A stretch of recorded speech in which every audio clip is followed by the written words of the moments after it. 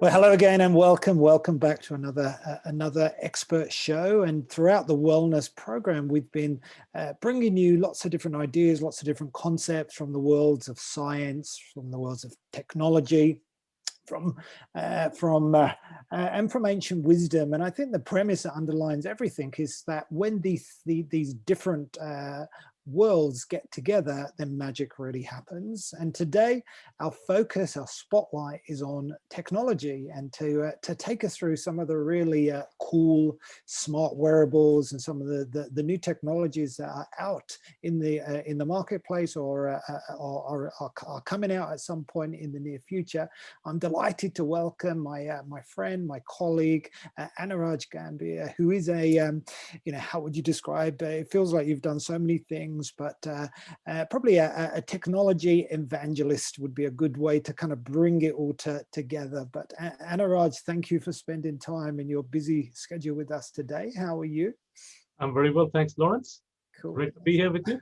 Yeah, it's good to see you. So how would you describe what you do to other people?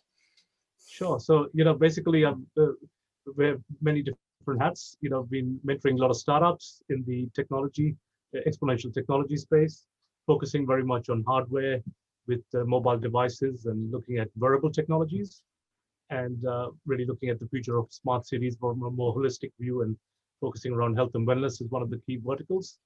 Been teaching innovation and strategy and entrepreneurship at a few business schools, and then I consult in that similar space on future roadmap of innovation and strategy and vision for various companies. That's amazing. So many things. And so today I'm going to hand over to you now, because I know you've prepared some slides for us. And then once you've taken people through some of those slides, then we'll come back and we'll have a bit of a conversation. All right. Sure. So I will leave it with you, and I'll see you soon. Thanks. Sure. So I'll just start sharing here. And so yeah, basically what I'll be talking about is some of the key trends and go through some of the key devices that we have in the wearable tech space. And so the kind of big landscape that we have in the wearable tech area is so wide, that you can cover domains like safety and security, medical, wellness, sports and fitness, lifestyle, communications and glamour. It's really up for grabs. Which vertical do you want to focus on? But I think we just what we're focusing much more here is on the health and wellness space, but it certainly does overlap with medical and sports and fitness, but then other aspects also do come in. So it's really a convergence and a fusion that we're witnessing here in the future of mobile devices as we see have evolved. And this is some of the historical wearables that I've worked in. This is over 15 years ago when I was at Siemens Mobile Devices back in Germany. And we launched this range called the Accelerate, which was the fashion phones of the future. And we had autumn collections and spring collections and so forth, and powder box phones for ladies, and wearable necklace phones and Star Trek phones. And so great inspiration. It was a bit ahead of its time. So it did go through a few progressions and then merged into sort of mainstream devices. But even way back then, in 2004, we'd actually sponsored as Siemens the fashion show, which was kind of the cool and connected show, we called it. And it was really where fashion and utility, value and functionality and fashion sort of going hand in hand. And we sort of resurrected that phenomena later. But what we've really seen is in healthcare, for example, there's a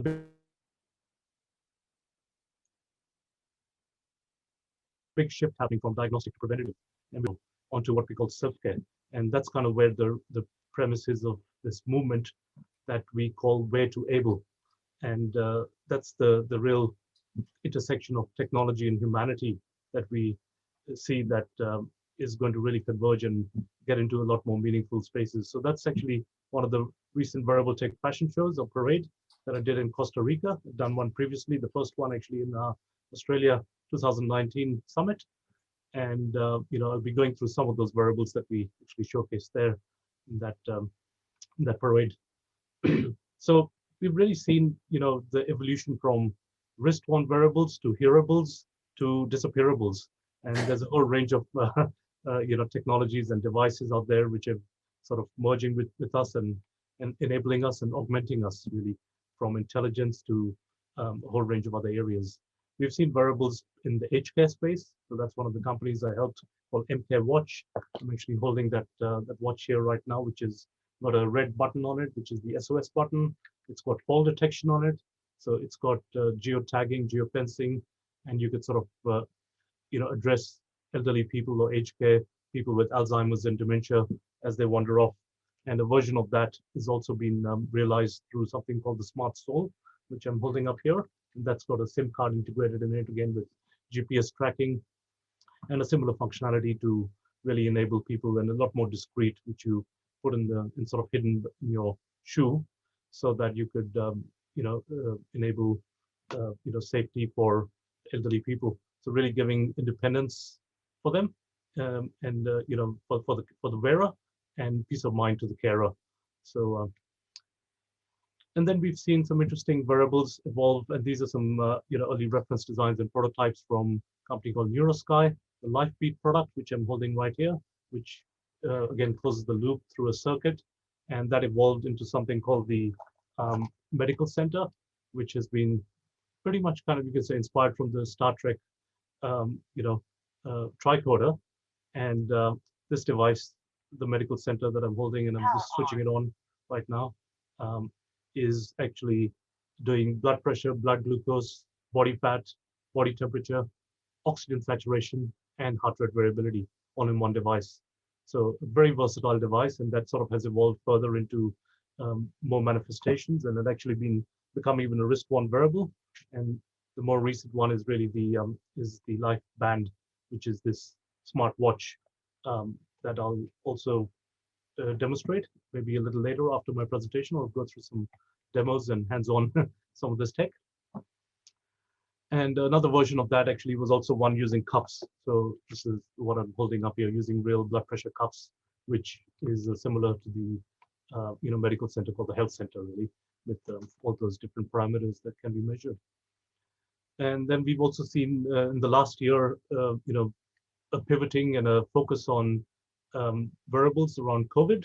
So Neurosky launched this specific device basically for measuring COVID-19. So you can actually look at resting heart rate as a much more deeper indicator rather than temperature, which is a lagging indicator, and look at pre-symptomatic sort of folks who could be vulnerable to COVID.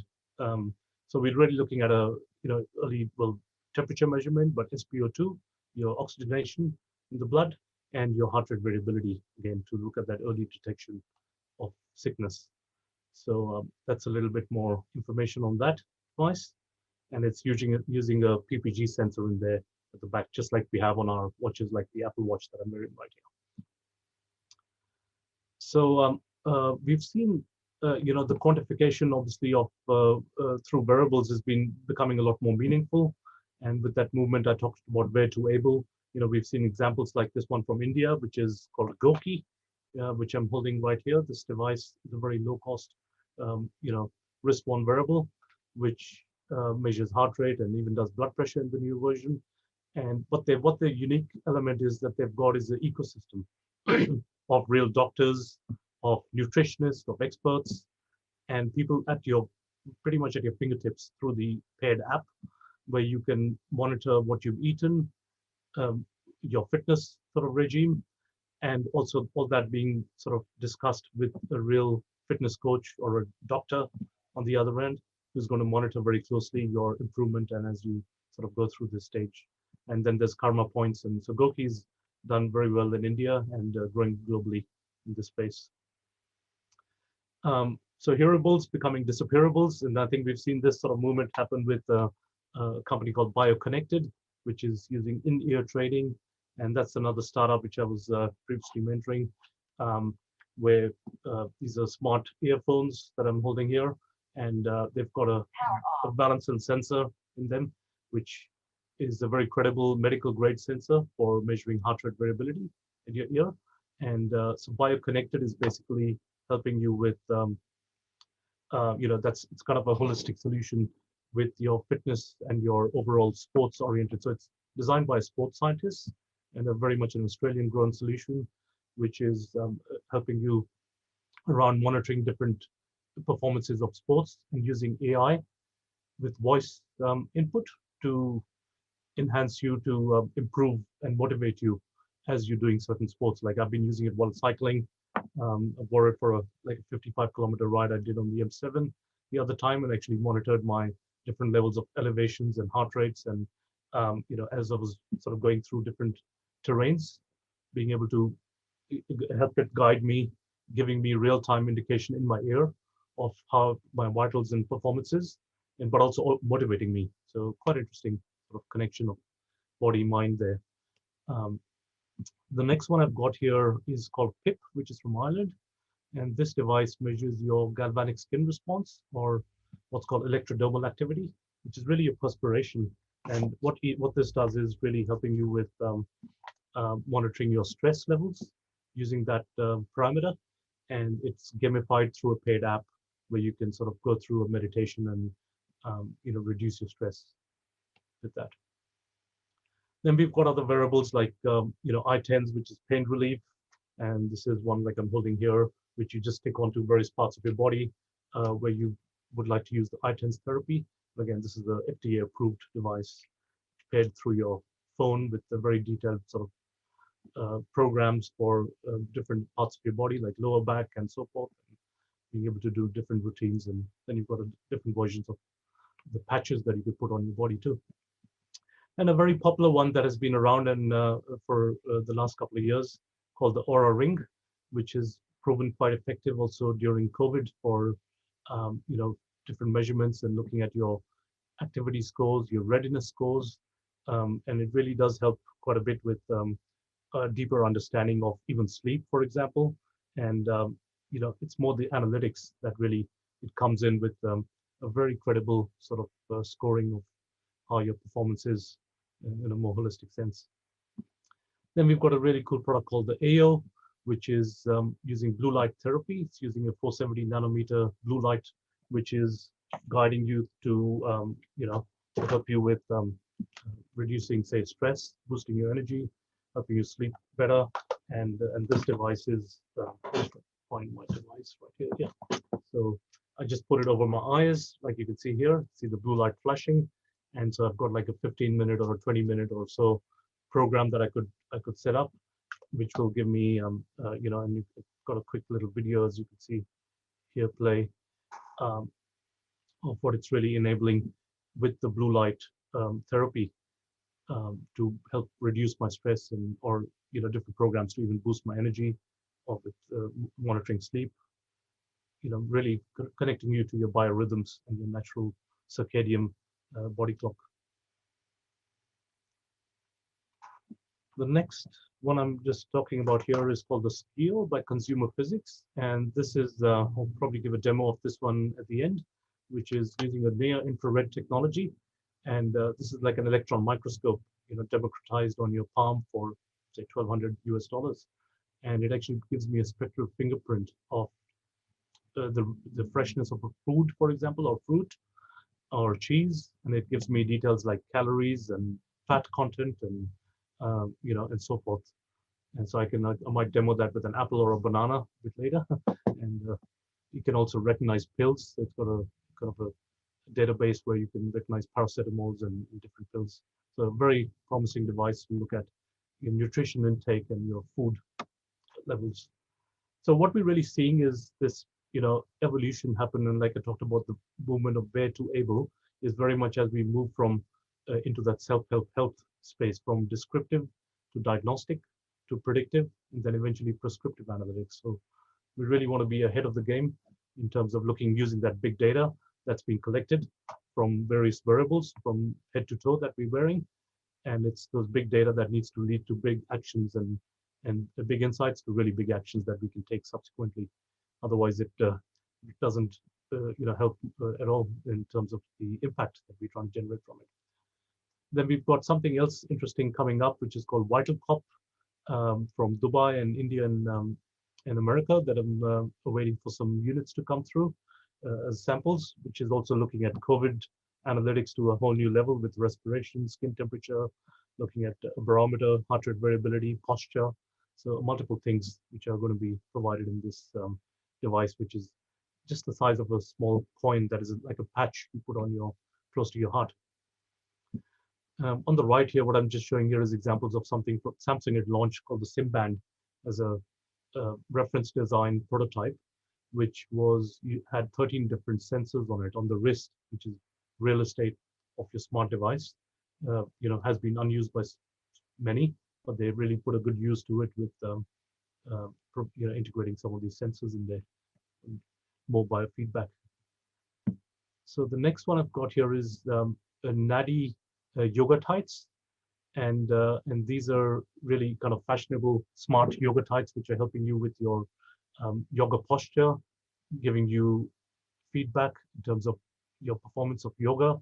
And you'll see in the sort of video here of how it sort of simplifies, and with a paired app giving you direct indication of improving aspects of your yoga exercises that you're trying to do. And it's woven very much in a smart textile fabric, which really does enable a very simple ease of use and connectivity. Taking that to a next level is something with the full body haptics, and that's Tesla Suit, where we really talk about it being master reality. And we'd were the first to sort of bring them into Australia in 2019 for showcasing the Tesla Suit at the summit. And it's really a full body haptic suit. It's doing motion capture. It's got full climate control on it, so you can have heat and cold sensations. It's called biometrics, and they've actually been, here's a quick video showcasing some of the capabilities of the Tesla suit, and it's a very versatile smart fabric on your full body that you're pretty much wearing from, as giving you an environment to do training and simulation for different environments. So imagine for firefighters in Australia, where we can fast track their learning by giving them the simulation, and in virtual reality, we're able to encode the environment and take them through that, a much faster learning curve. So it's really about impacting neuroplasticity and bringing that deeper empathy of the real world environment through virtual reality, which it enables. And then, of course, with the full body haptics and sensors, sensoric perception, it's a very powerful device. Last year in CES, where I was at the launch of their event for the Tesla Suit Glove, which is another great device that was launched. And we've seen a full biometric and a wellness focus that Tesla Suit is working on, looking at stress analysis, pulse and heart rates, and SpO2, oxygen saturation, and so forth. And it's really, taking that entire full body sort of environment to a new level. I thought I'll mention something else, which is not so much of a wearable in that form, but it's actually a smart mobile device, but it's moving into a space where integrating wearables, and as we're moving into the future of human-centric smart cities, and looking at, this was a launch of a smart vehicle, a concept vehicle called Avatar, with the Avatar series with James Cameron. And, very fortunate to be there at the launch of this with Woz at this event in CES last year, which is integrating, the biophilic design, really nature, and looking at sensors in the vehicle, which is sensing the environment so deeply, and looking at the analysis of your full body, mind, spirit, and being able to provide a customized UI, full flexible user interface, and taking you to a whole new level with vegan materials that it's made of for the interior, and then giving you adaptable human-centric UI, taking it really to a new level. This was actually the video I'd shot of it as it was being launched and announced to the world at the VIP media launch event. So this is the future of autonomous vehicles, and we're really seeing wellness being a very key integration element for how people will be able to fulfill activities and enjoy an autonomous future of driverless cars, as we see. So the future's really been here. It's not very evenly distributed. And here's an example of company that I've mentored called Relax VR, which is in virtual reality. We've been looking at quick 5, 10, 15-minute digital detoxes with beautiful multimedia and music and voiceover meditation to guide you with a very simple relaxation sort of technique and take you to that new level. We've seen VR evolve into mixed reality and XR, extended reality, with Microsoft HoloLens, really combining AR and VR and giving you a whole new world of perception of, capability, enhancing, augmenting your intelligence to a whole new level, being able to visualize environments and put you in simulated sorts. So we're really seeing great applications of mixed reality, and then moving into healthcare, and then very much in the sort of wellness, well-tech space. And then we're really seeing the storytelling move into that new dimension as we're moving into holography.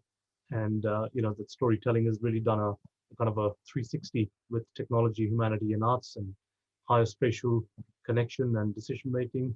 And as we move into this sort of space of mobile holograms, and we've really done a lot more deeper connect back to from man to man. We had Professor Stephen Hawking actually as a hologram, so real, in the Opera House just 5 years ago. So it's a lot more about getting back to connection with people, with real people, rather than being so much involved with technology. And I think that's where we really see that storytelling moving into that new phase with this space. Now, I wanted to sort of quickly talk about a very major part of wearable tech, which is Neurotech. And this is using mind sensors or brainwave sensors, the brain-computer interface, measuring something called EEG, or electroencephalography. And that's there've been some pioneering companies like NeuroSky and Mindplay, which have got some really good tools in that space. And the manifestation of their product, or their enabling chip, has been in products like the Sleep Shepherd. And Sleep Shepherd is a smart, which I'm holding right here, is basically a smart fabric with the integrated speakers on it, and the sensor being right here, which goes on your forehead, measuring your brain waves and giving you a detailed sleep score, and through a sleep lab with awake stage, restless, REM stage, and so forth. And it's actually got a smart alarm which wakes you to your your natural body clock rather than your chronological clock. So we're really seeing devices like this being a lot more meaningful, and sleep is a very critical part, as we know, for creativity and intelligence. And, as part of a holistic wellness, it's gained a lot of importance. And so we're really seeing this aspect of how do you enhance sleep by measuring it and quantifying the right facets of it, so that you can target it and then alleviate aspects there. Another great EEG tool has been very popular in the market, called Muse by Hexagon from Canada. And what they've recently launched last year was the Muse S-Band, which has been a very versatile product. And we're holding that right here with a quad channel EEG sensor.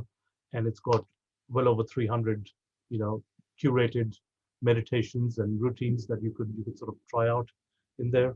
So again, measuring heart rate and other various things. We can probably do a quick demo of that later. Another tool in the EEG space, which is measuring fatigue, it's driver fatigue more specifically, called Life by SmartCap. This is actually a Queensland-based Aussie company, which has been able to give a simple score if you want to take a particular, say, a driver off the road, who's in an enterprise, who's been driving for quite a while and going through fatigue. And quite an interesting tool being used in that sort of space in transportation and enterprise, but so many other applications there. This was a quick video on the SmartCap device. So it's helping you with looking at tracking your fatigue over time. There are obviously other ways, also looking at REM and other means to look at your eye, tracking and so forth in a vehicle.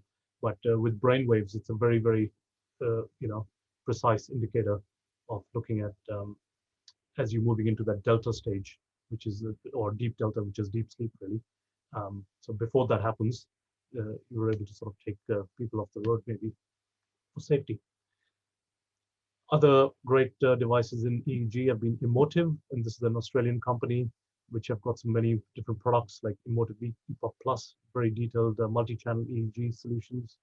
And they launched recently something called the Emanate, which is again using heart rate variability measurements and EEG combined.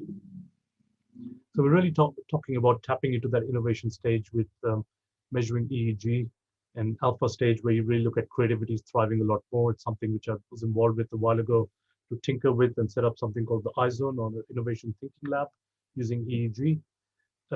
We've seen tools like Effective Learner, which is using NeuroSky's Mindwave mobile device, this one here. There's a single channel EEG that you can actually look at attention spans and focus of students, and then using techniques like the Pomodoro method to help enable them be a lot more effective by giving them the right breaks at the right frequency. So yeah, you can actually have a targeted version where you can monitor a dashboard by the by a teacher. Then you've got the actual tool being worn by the student, and there's a very deep analysis of how they're how well they're retaining something in learning, their learning behavior. It's really about building that mind of the future. So moving into this new space of transcranial brain stimulation, there have been some really major breakthroughs in that space. So this is where we send a low current through your body. One of the startups I mentored called Numbre, called NCAP Neuroscience, and the Remarkable Accelerator for Disability Tech. We're really looking at motor skills that can be tapped on, which are say somebody with a disability who you could target and actually re-trigger back certain skills and movements that they can bring back. And that's where we've received major breakthroughs by Elon Musk's company over the last few years that has done a lot of research, called Neuralink. And they had the 3 little pigs a few months ago as their demos for showcasing this whole space, as they have a robotically, well, not a deep surgery, but just pretty much on your skull, 1,000 fibers, 100 the size of the human hair, which is implants for measuring your brain waves and also then triggering certain points in your brain at the cranial level. So we're really talking about true magic happening with these advanced technologies around the corner. So one of the products which is already in the market in this space, using TDCS, which is transcranial direct current stimulation, is called Halo. And Halo Neuroscience is basically the folks who built this device, the Halo 2 product. And what we've got here is the Halo 2 with the electrodes at the top, which you put on your head.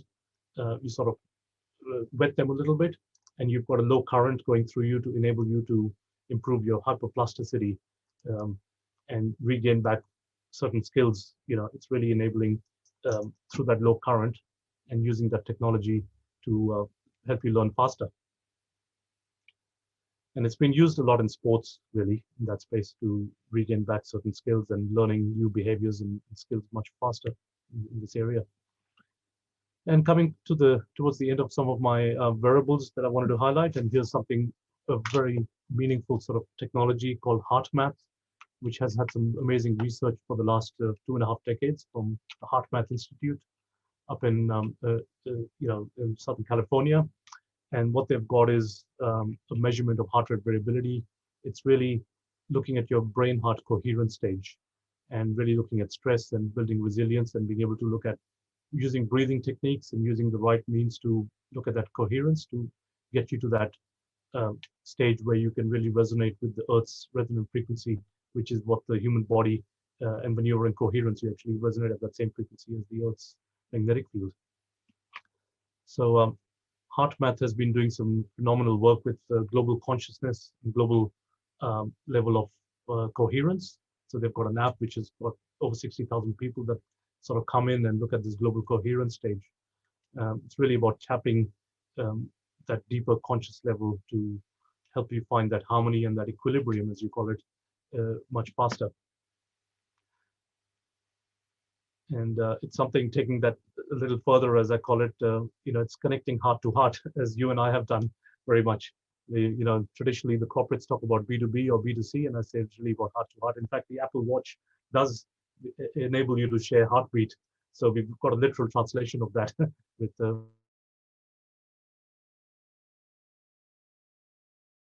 somebody. And then we've got some great the Wellify, which are a health mapper looking at a holistic approach. So various platforms which are out there, which are looking at a approach using wearables, using the frameworks to enable you. And then Share is another great one with Precision Health, being able to customize through a virtual coaching and an assistant means to provide digital health.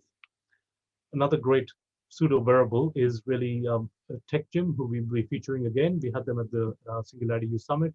Been very fortunate to work closely with them on some modern ideas, and we're looking at rehab, gamified, and really helping take that to the next level with a robotic arm in this case.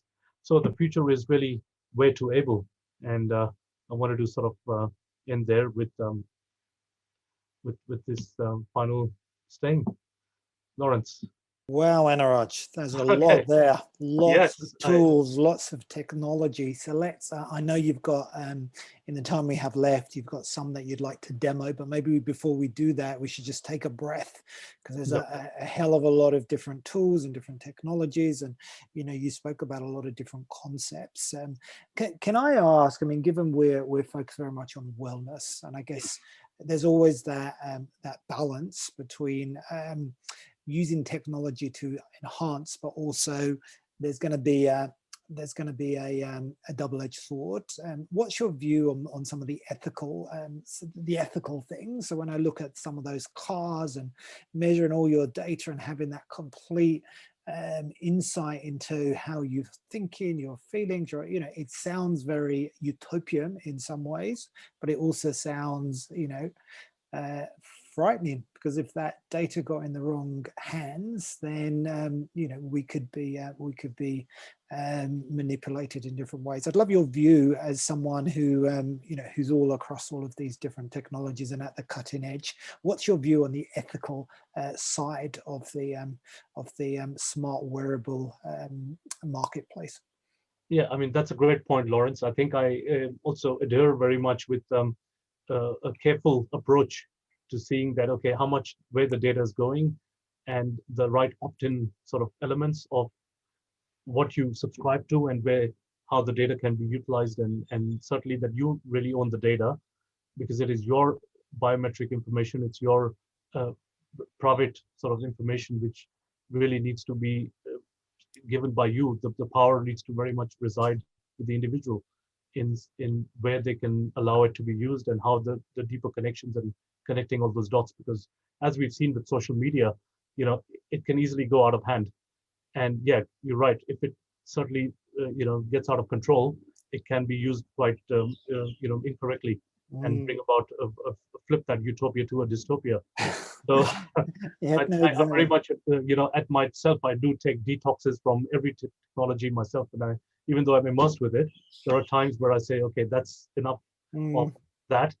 And you want to quantify yourself at various moments, but there are times where you just entirely want to take off everything.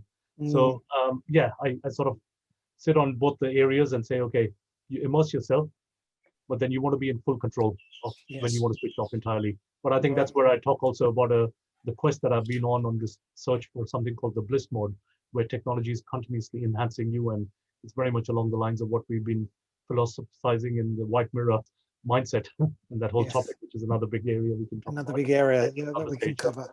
Yeah. Okay, so it's being aware of where the data is going, being clear, what you're giving in terms of getting that value. Yeah. Maybe we ask a slightly different question now around at the individual level. So if you're interested in getting some of those insights at a personal level, where would you start? Because there's such a big range of different tools, and what would be the starting point? Is again, because a lot of people have the Apple Watch, a lot of people have the Aura Ring now, they've become very very mainstream. Some of the other things that you showed, the blue light, the brainwaves monitoring, some of those things are very very interesting, certainly would provide self-knowledge, self-awareness for people. How do people get hold of those? Is there a sequence that you would recommend? How would you start on that journey? Sure. So I think most people have probably already taken a plunge with simple fitness wristbands, or types of wearables which has been wrist worn essentially. And I think there are many people who are obviously trying smart watches, and Apple Watch is the most sold watch ever, as we know. So Apple, of course, has evolved their ecosystem very rapidly, and they had the Series 6 launch last year with their fitness, and they've actually created a much deeper wellness ecosystem with people from the industry who've sort of joined on board and providing fitness classes and regimes and integrated that very much in Apple Health platforms. So I would say it's depending on whatever device that people choose, go deeper into that ecosystem of fitness and their version. If you've got the Android, ecosystem that you subscribe to, or if it's the Apple, oriented OS, iOS oriented devices. So you've got every camp has got, different devices and a plethora of technologies within there. Apple, of course, has a lot more close-knit approach there with their own branded and very carefully sort of curated areas. So it really depends. And I think you could start with simple wrist-worn wearables. You could explore areas like some of these technologies that, again, it really depends on what you want to target and what you, if somebody is finding sleep as one of their key issues they want to look at, then look at maybe EEG1 or Aura Ring for that matter. It could be an investment, and that will help you, and then really use that to a deeper level with the app and look at those analytics. But it's really about wearing it consistently and having a prolonged time frame, like yourself, you was wearing the First Beat, product. And, I've been wearing various different ones like the Light Band and so forth, and looked at my heart health and my heart rate variability, for example. So I keep cycling through different ones, but, more consistently, I'd been earlier wearing the Apple Watch and been looking at analytics from there, for example. That's good. Yeah, okay, so start with the area that you want to focus on. So if it's movement or sleep, nutrition, I was very interested in the tool that you showed that, because we've talked a lot about self-knowledge, quantified self, etc. But then the tool you showed around food helps you understand the freshness of food, which I thought was very interesting. Maybe we could have a closer look at that one.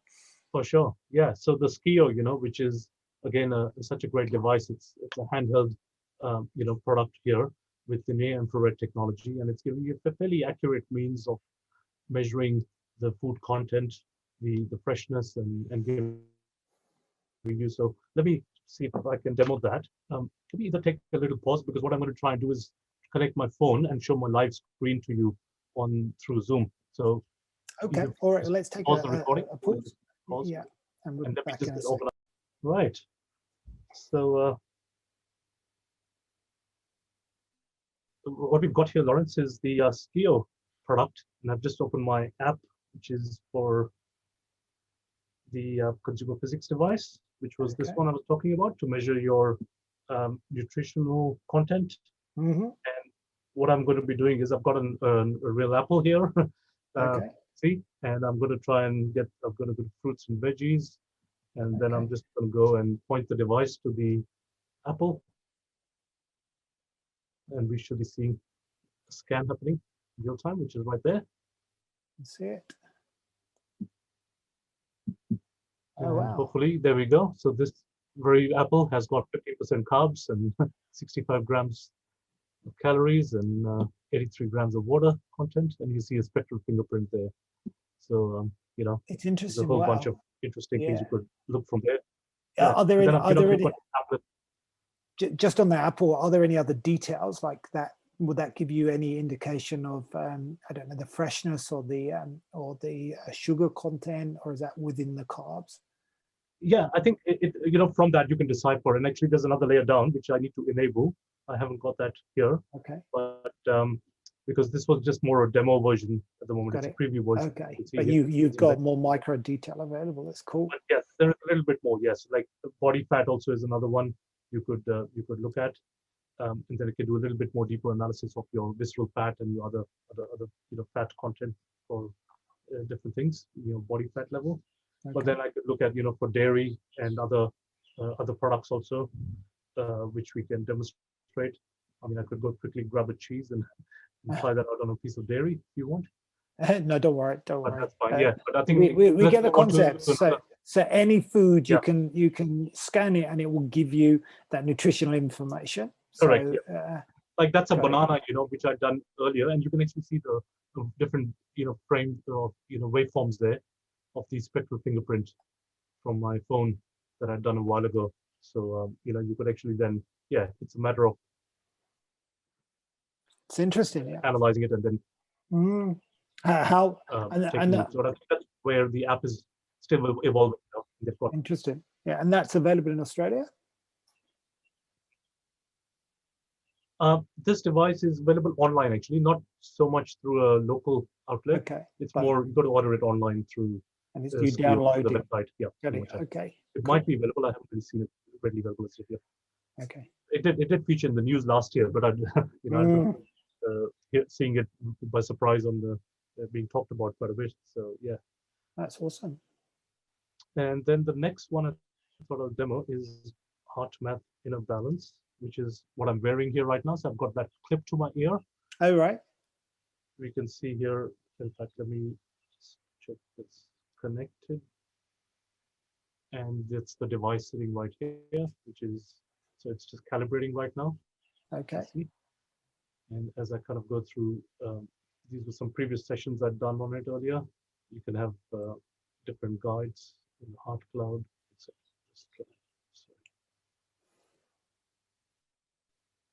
I've got different, yeah, so this is more like my breathing and my, as you can see, my heart rate variability, which is coming up to the screen at the top, right here. And then the moment I can sort of get my breathing right, you'll see that sort of line stabilize a little bit more and go above, stay on the higher upper end of it. But it also then pictorially sort of helps you visualize it through an image right there. Oh, wow. And I can sort of see the analysis and the spectrum right here and the coherence happening. So the moment I'm in green, like I'm in the green stage right now, which is fairly in the coherent stage, but I could easily jump to, when my stress levels are rising, I could be jumping to the blue and the red down there. Okay, so this is giving you feedback on your stress, the stress in your body, how you're feeling. It's the brain-heart coherence through the heart rate variability, essentially that parameter. In HeartMath Inner Balance, which is the, and the HeartMath has a range of other very professional devices called the M-Wave and Wave 2 and so forth, which have been very profound with their findings and their scientific sort of research. And they've imbibed a lot of those elements into this consumer or prosumer device. And yeah, so it's really a matter of analyzing it over time and then being able to see, and then, looking at your breathing. We talk about the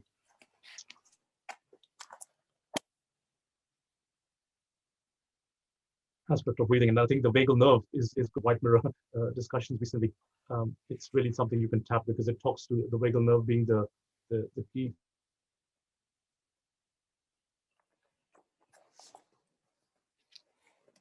asymptomatic or the part of the asymptomatic nervous system. It's talking to every coherent stage, and once you can bring your breathing and your heart rate and everything all in harmony, you can achieve that stage much faster. Equilibrium. That's amazing. That's really good. About tapping your vagal nerve. Something I'd done earlier was actually splash cold water on my face to trigger my vagal nerve. Yes. Yeah. And the other, of course, means is to use meditation and mindfulness practices, and then being able to use quantifying the biofeedback from that using tools like this, as we see. So yeah, that's the HeartMath device right there. That's wonderful. We're almost out of time, Anuraj. So I don't know if we're almost out of time, Anuraj. Yeah, so I realize. I think let's. Maybe what I'll just show you the smartwatch, if you want, just the last, which is the light band, which I'm holding right here, and I can actually look at blood pressure or the ECG, live ECG on the watch. Right. I can look at heart rate variability, my mood levels, as you can see, and then the next one is my stress levels. Okay. And then I can also look at my breathing, how many breaths per minute, and then finally I can look at my heart age. Interesting. Your heart age, wow, yeah. Really, so how accurate is that? How accurate is that as a watch, wearing it on your wrist? Like blood pressure, you normally have the band around your arm, so being able to measure it, is that I'm sure they've done tests to see the accuracy versus more traditional methods. For sure, yeah. I mean, it is of course a certain level of accuracy. I wouldn't say it's that fully on par at the moment in certain cases. Like this being a prototype, is still close enough. But I wouldn't just rely on it purely. But others like Omron and others which have smart watches, they've certainly done very rigorous testing with using PPG, which is using similar sort of means to measure your blood pressure on the wrist. So I think there's a lot of work happening. I must get one of those. I'd love to try one of those actually. Sure. It would be interesting. Cool. All right. Well, let's wrap it all up there. Thank you so much, Anuraj, for spending time. My head is spinning. So let people know, where can we find out more about you and your work, and the devices, and to follow up and understand more about those devices as part of our own research. Sure. So I think I'm happy to connect with people on LinkedIn, where I've actually published a few articles, and then again, I think through Singularity U faculty. That's and of course through the great newsletter that you published. I've got that article in Equilibrium, as you know, which is really looking at smart wearables, and we'll definitely look at doing a revision 2 of that soon with some new upcoming devices and update that. So yeah, that's cool. So there's a number of different places. All right, that's wonderful. Always good to see you, Anuraj. Thank you so much for your time, and thank you everyone for listening, and we'll see you next time. Thank you. Cheers. Okay, bye-bye.